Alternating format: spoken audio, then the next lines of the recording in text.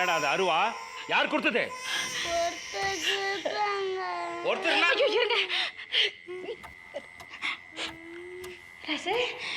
என்னடா அவன் மேல சந்தன வாசம் வீசுது?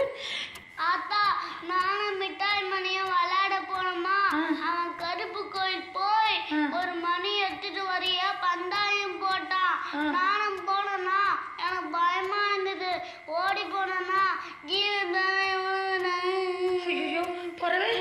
பறவை மீச வச்சால வந்தாங்களா, அவங்கன்னா என்னை தூக்கிட்டு வந்து இந்த ஊருக்குள்ள விட்டாங்க.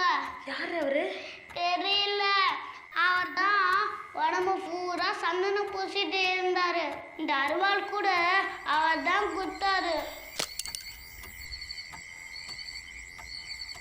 எங்கடா அவரு? அவரு ஊரிலே நிக்கிற சொன்னாரு.